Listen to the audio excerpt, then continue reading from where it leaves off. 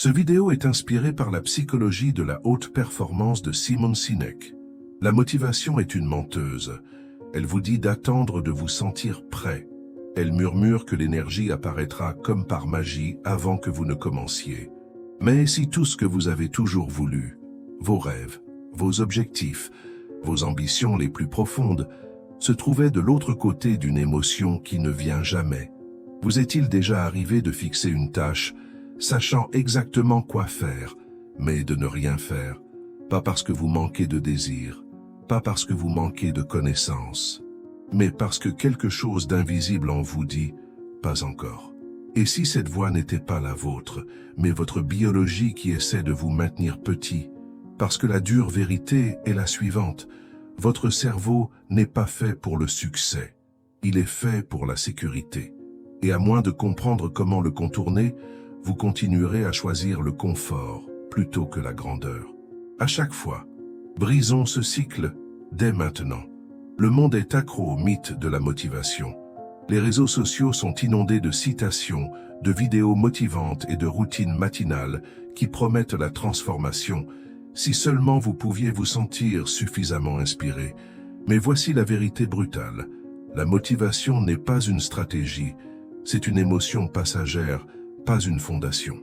Considérez la motivation comme la météo. Elle change avec l'humeur, l'énergie, le sommeil et même la qualité de votre déjeuner. Elle est peu fiable, instable et pire que tout, imprévisible. Pourtant, des millions de personnes la considèrent comme le gardien du progrès. Elles attendent cette étincelle magique avant d'écrire, de s'entraîner, de lancer l'entreprise ou de passer l'appel. Mais attendre la motivation, c'est comme attendre que le vent souffle en votre faveur avant de prendre la mer. Vous risquez de dériver éternellement. La neuroscience derrière cela est claire. La motivation est alimentée par la dopamine, un neurotransmetteur lié à la prédiction de la récompense, pas à l'action. Ce qui signifie que la dopamine n'inonde pas votre système avant que vous ne fassiez le premier pas. Elle est libérée après que vous ayez commencé, une fois que votre cerveau reconnaît qu'une action mène à une récompense potentielle. C'est pourquoi les gens disent souvent « une fois que j'étais lancé, ce n'était pas si mal ». Parce que leur cerveau a finalement rattrapé son retard et leur a donné ce qu'ils attendaient au départ. Laissez cela s'imprégner. La motivation ne précède pas l'action, elle la suit. Maintenant, pensez aux personnes les plus performantes dans n'importe quel domaine. Les athlètes olympiques, les entrepreneurs, les artistes. Croyez-vous vraiment qu'ils se réveillent chaque jour débordant de joie à l'idée de s'acharner à travers la répétition, l'incertitude et l'inconfort? Non. Ce qui les sépare, ce n'est pas une force intérieure mystique. C'est qu'ils ont cessé de se fier aux sentiments et se sont entraînés à agir indépendamment d'eux. Imaginez si un pompier n'entrait dans un bâtiment en feu que lorsqu'il en avait envie, ou qu'un chirurgien n'opérait que lorsqu'il était d'humeur. Cela semble ridicule, et pourtant, c'est ainsi que la plupart des gens traitent leurs objectifs. Ils attendent la bonne humeur pour poursuivre leur mission. Simon Sinek le dit clairement, n'attendez pas la motivation. Entraînez votre esprit à bouger avant qu'elle n'arrive. Cette inversion, agir d'abord, ressentir ensuite, est le point de départ de la maîtrise. Lorsque vous comprenez que vos émotions sont des passagers, pas des conducteurs, vous reprenez le contrôle du volant. Pourtant, la résistance que vous ressentez à démarrer n'est pas imaginaire. Ce n'est pas de la faiblesse, ce n'est pas de la paresse. C'est biologique. Et comprendre cela nous amène à quelque chose d'encore plus profond. Le piège du cerveau de survie. Votre cerveau se fiche de vos rêves. Il se fiche de vos objectifs, de votre tableau de visualisation ou de vos résolutions du nouvel an. Sa priorité n'est pas la croissance, c'est la survie. Et cette seule vérité évolutionnaire est à l'origine de presque toutes les excuses, hésitations et actes d'auto-sabotage que vous avez jamais commis. Il y a des milliers d'années, ce câblage nous maintenait en vie. La survie signifiait éviter le danger, conserver l'énergie, rester près d'un abri et fuir tout ce qui était incertain. Dans ce monde, la peur était utile. L'hésitation était une protection. Le conservatisme était de la sagesse. Le chemin le plus sûr était toujours le meilleur chemin, et votre cerveau était conçu pour le trouver. Aujourd'hui, votre environnement a changé, mais votre cerveau n'a pas changé. Il interprète toujours l'inconfort comme un danger. Il assimile toujours le risque à la mort. Il récompense toujours le familier et punit l'inconnu, même lorsque cet inconnu est quelque chose d'aussi noble qu'écrire un livre, lancer une entreprise ou demander une promotion.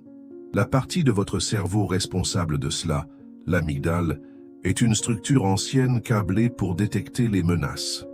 Lorsque vous vous dirigez vers l'incertitude, elle ne fait pas la différence entre un tigre à dents de sabre et une conférence TED. Pour votre amygdale, les deux semblent également risqués. Elle déploie donc la peur, le doute, la fatigue.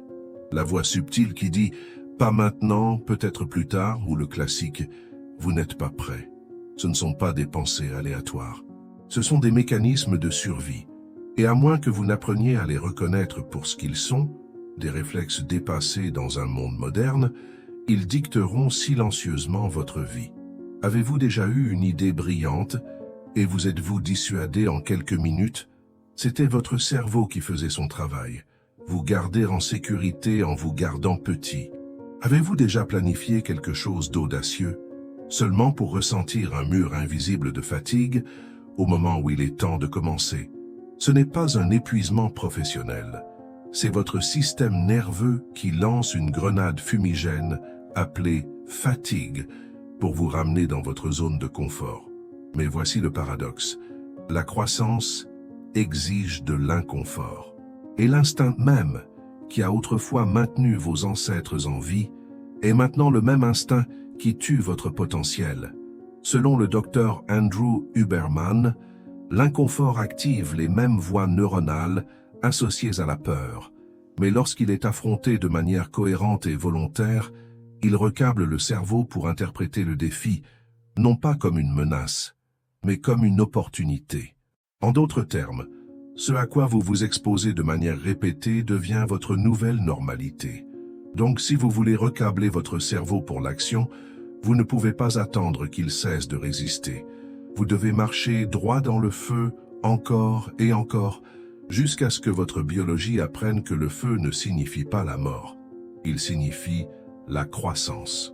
Ce qui soulève une question inconfortable.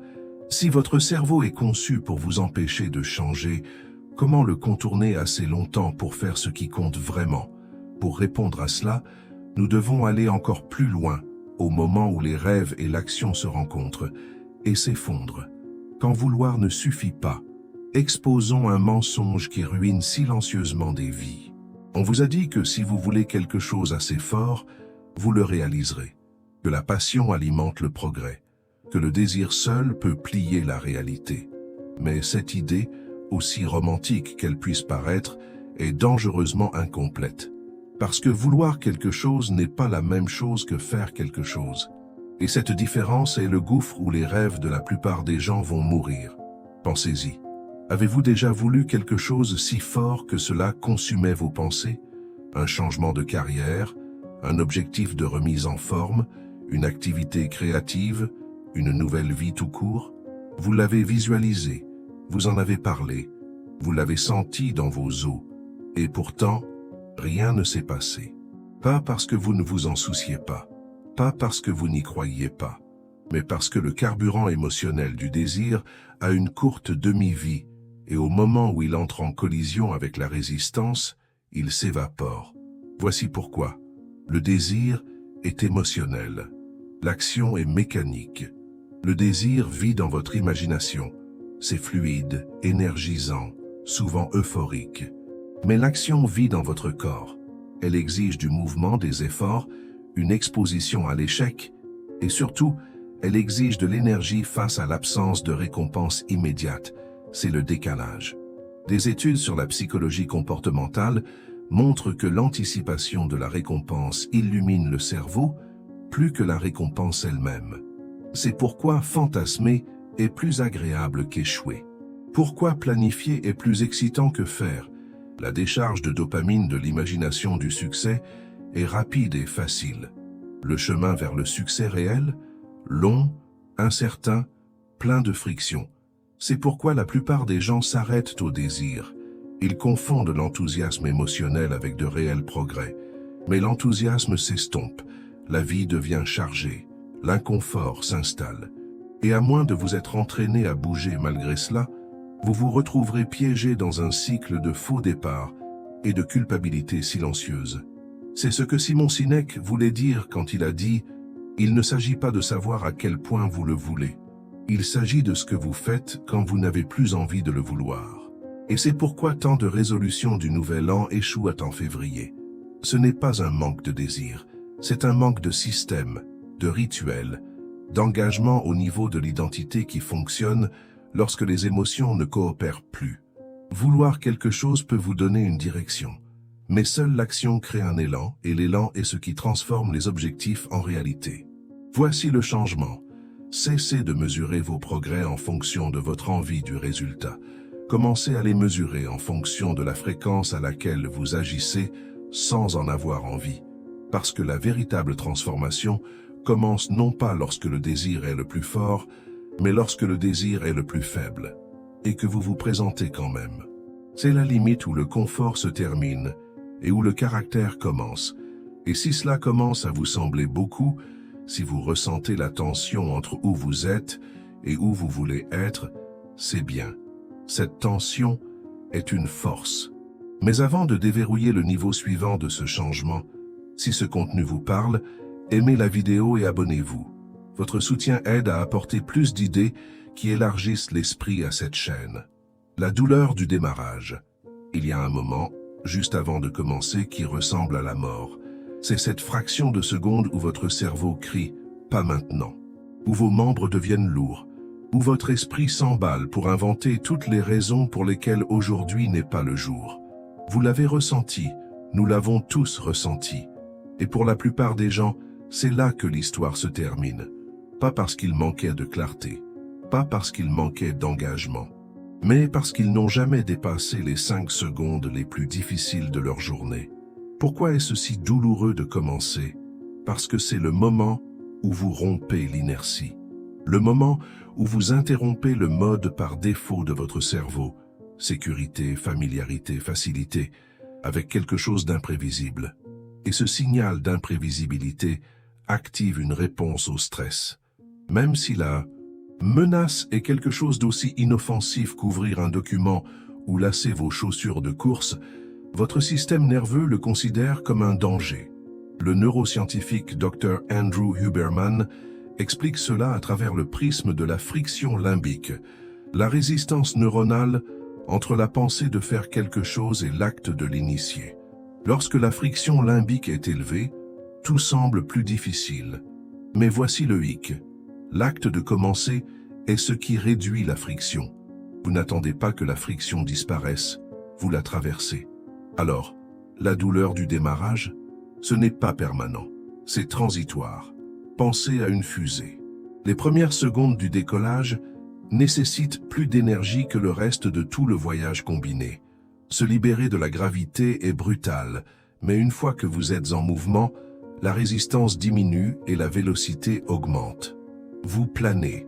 Vos objectifs fonctionnent de la même manière. Qu'il s'agisse de commencer une séance d'entraînement, de commencer ce livre ou de passer cet appel, le coût est toujours le plus élevé au début. Et c'est pourquoi le démarrage est sacré. C'est là que toute la bataille est gagnée ou perdue. Rendons cela pratique. Au lieu de demander « Comment puis-je terminer ?», demandez « Comment puis-je commencer ?» Réduisez la portée. Baissez la barre. Créez un point d'entrée si petit que votre cerveau ne puisse pas le rejeter. C'est ce que la science comportementale appelle l'action viable minimale. Si vous êtes trop dépassé pour écrire, engagez-vous à une seule phrase LED. Si la salle de sport vous semble impossible, mettez vos chaussures et faites le tour du pâté de maison. Si vous ne pouvez pas faire face à toute la tâche, réglez une minuterie de 5 minutes et commencez simplement. Ces minuscules initiations ne sont pas symboliques, elles sont stratégiques. Elles déverrouillent l'élan neurochimique nécessaire pour continuer. La dopamine augmente, la friction diminue, et ce qui semblait autrefois insupportable commence à sembler possible. Parce qu'au moment où vous prenez cette première action, vous ne négociez plus avec vos émotions, vous les dirigez. Et voici ce que la plupart des gens ne réalisent pas. Une fois que vous avez commencé, arrêter devient plus difficile que de continuer. Le cerveau aime la cohérence. Une fois qu'il vous voit en mouvement, il veut préserver le récit. C'est ainsi que les performeurs d'élite opèrent. Ils ne gagnent pas parce qu'ils évitent la friction. Ils gagnent parce qu'ils la respectent et bougent quand même. Mais si le mouvement est le secret, si le démarrage est l'étincelle, comment nous assurons-nous que cette étincelle devienne une flamme? C'est là que la prochaine perspicacité nous emmène. Le pouvoir du micro-élan. Voici la vérité que personne ne vous dit. Les grandes victoires naissent de petits départs. Nous sommes conditionnés à croire au saut quantique, le succès du jour au lendemain, le moment viral, la percée soudaine. Mais en réalité, tout changement durable repose sur une seule devise, l'élan. Pas l'action massive, pas la discipline extrême. Juste un rythme cohérent et à faible résistance qui construit la puissance au fil du temps. C'est ce que nous appelons le micro-élan, les premiers pas à peine perceptibles, souvent peu impressionnants, qui se transforment tranquillement en une force irrésistible. Soyons clairs, micro ne signifie pas insignifiant. En neurosciences, chaque fois que vous initiez une action, aussi petite soit-elle, vous renforcez un réseau de neurones appelé réseau positif de la tâche. Ce système, une fois activé, stimule la concentration, supprime la distraction et élève même la production de dopamine. En termes simples, les petites actions donnent à votre cerveau envie de plus d'action. Pensez à l'élan comme à un volant d'inertie. Au repos, il est inamovible, mais poussez-le juste un peu et il tourne. Continuez à le pousser et il tourne plus vite. Finalement, il construit un rythme autonome qui nécessite moins d'énergie pour être maintenu qu'il n'en fallait pour commencer. C'est ainsi que la productivité se compose. Maintenant, imaginez cela appliqué à votre vie. Une pompe devient une séance d'entraînement de 30 minutes. Un paragraphe devient un livre publié. Un courriel froid devient une entreprise prospère. Pas parce que vous avez visé haut, mais parce que vous avez commencé bas et avez continué à vous présenter. C'est pourquoi les performeurs de haut niveau sont obsédés par la cohérence, pas par l'intensité. Ils ne visent pas à tout écraser chaque jour. Ils visent à le toucher chaque jour, même pendant 5 minutes, parce que 5 minutes maintiennent l'identité. 5 minutes protègent le fil, et 5 minutes font la différence entre l'élan et l'effondrement. Simon Sinek capture cela magnifiquement. Ce n'est pas l'intensité qui change votre vie, c'est la cohérence. Et cette cohérence ne nécessite pas de grands gestes, elle nécessite des systèmes qui réduisent la friction. Par exemple, placez vos vêtements de sport près du lit, ouvrez le fichier du projet avant de dormir, prévoyez vos 10 premières minutes de la journée, seulement 10, pour la chose qui compte le plus. Pourquoi? Parce qu'au moment où vous agissez, la résistance interne s'affaiblit. Votre cerveau passe du mode prédiction au mode exécution. Et soudain, la chose que vous redoutiez devient la chose avec laquelle vous êtes en phase. Voici une vérité que vous pouvez vous tatouer sur votre avenir. La discipline ne commence pas par l'effort. Elle commence par la facilité. Plus il est facile de commencer, plus vous êtes susceptible de persévérer. Et plus vous persévérez, plus votre identité change. Donc la question n'est pas « puis-je tout faire ?» La question est « puis-je faire une chose assez longtemps pour recommencer à croire en moi ?» Parce que lorsque vous croyez, vraiment croyez, que vous êtes quelqu'un qui termine ce que vous commencez, le jeu change pour toujours. Mais comment verrouiller cette croyance dans ce que nous sommes? C'est exactement là où nous allons ensuite. Au cœur de chaque transformation, il n'y a pas seulement un changement de comportement, il y a un changement d'identité. Il ne suffit pas d'agir différemment. Vous devez commencer à vous considérer comme quelqu'un qui agit différemment. Parce que si vos actions et votre image de vous-même sont en guerre, l'image de soi gagne toujours, à chaque, seule, fois. Voici la loi psychologique que la plupart des gens ignorent. Vous vous comporterez toujours en accord avec ce que vous croyez être. Vous pouvez forcer le changement temporairement par la volonté, mais l'identité est un jeu de longue haleine. Et la bonne nouvelle? L'identité se construit, elle ne naît pas, et elle se construit par la répétition de l'action face à la résistance. Allons plus loin. Chaque fois que vous vous présentez, même lorsque c'est difficile, même lorsque c'est gênant, vous votez pour le genre de personne que vous voulez devenir. Vous renforcez les voies neuronales qui disent « Voilà qui je suis maintenant ». C'est subtil au début. Je suis quelqu'un qui écrit même quand ce n'est pas parfait. Je suis quelqu'un qui s'entraîne même quand je suis fatigué. Je suis quelqu'un qui va jusqu'au bout, quoi qu'il arrive. Chaque petit acte est comme poser une brique. Seule, elles semblent insignifiantes. Mais couche après couche, elles construisent une forteresse de confiance en soi. Et une fois que vous vous faites confiance pour agir indépendamment de votre humeur ou des circonstances, la discipline cesse de ressembler à de la discipline. Elle commence à vous ressembler. C'est la science des habitudes basée sur l'identité. Un concept rendu célèbre par l'expert en comportement James Clear et renforcé par des décennies de recherche en psychologie cognitive. Le changement le plus puissant se produit non pas lorsque vous poursuivez des résultats, mais lorsque vous adoptez de nouvelles identités. N'essayez pas de courir un marathon. Devenez un coureur. N'essayez pas d'écrire un livre. Devenez un écrivain. N'essayez pas de vous mettre en forme.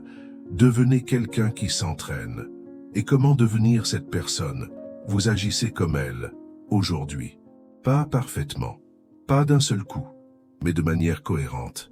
Parce que voici le truc, vous n'avez pas besoin de permission pour devenir quelqu'un de nouveau. Vous n'avez pas besoin de résultats, de validation externe ou d'un certificat de préparation. Vous avez juste besoin de preuves. Et l'action crée cette preuve. Simon Sinek fait écho à cela. Si vous voulez réaliser quelque chose dans la vie, arrêtez de vous concentrer sur le résultat. Commencez à vous concentrer sur qui vous devez devenir pour y parvenir. Alors, examinez attentivement vos comportements quotidiens. Sont-ils alignés sur l'identité que vous voulez incarner? Ou renforcent-ils une histoire qui ne vous sert plus? Si la réponse vous met mal à l'aise, c'est bien. L'inconfort est le signal que vous vous trouvez à la porte de la réinvention. Vous n'êtes pas vos schémas passés. Vous n'êtes pas vos moments les plus bas. Vous n'êtes pas vos excuses. Vous êtes votre prochaine décision.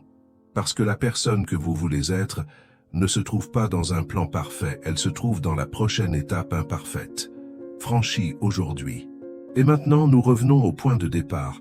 Il arrive un moment, peut-être maintenant, peut-être dans 5 minutes, où vous réalisez que tout ce que vous attendiez est déjà à votre portée. Pas parce que la résistance disparaît, pas parce que vous vous sentez soudainement prêt, mais parce que vous avez enfin compris la vérité. Vous n'avez pas besoin d'en avoir envie pour agir. Vous devez agir pour en avoir envie. C'est le cœur battant de chaque personne qui réussit. C'est la ligne qui sépare les quelques personnes qui s'élèvent des nombreuses personnes qui reculent. Elles n'attendent pas la bonne émotion. Elles entraînent leur système nerveux à bouger malgré tout. Et avec le temps, le mouvement devient élan. L'élan devient identité. Et l'identité devient destin. Vous n'êtes pas né pour vivre à la merci des humeurs. Vous n'êtes pas fait pour obéir à la biologie de la peur. Votre cerveau est peut-être câblé pour le confort, mais votre esprit est câblé pour la conquête. Chaque fois que vous choisissez l'action plutôt que l'excuse, l'initiation plutôt que l'hésitation, vous reprenez votre pouvoir. Vous réécrivez votre histoire. Vous sortez du brouillard d'un jour et entrez dans la clarté du présent. Alors ne cherchez pas de signes. N'attendez pas l'alignement. Ne négociez pas avec votre inconfort. Ouvrez le document. Entrez dans la salle de sport. Appuyez sur enregistrer. Passez l'appel. Parce que le succès ne vient pas aux plus motivés, il vient à ceux qui sont le plus en mouvement. Et maintenant, vous connaissez la différence. Si ce message a remué quelque chose en vous, aimez la vidéo, abonnez-vous et partagez-la avec quelqu'un qui a besoin d'une étincelle aujourd'hui. Et laissez un commentaire ci-dessous. Quel chemin choisirez-vous aujourd'hui? Le confort ou la croissance?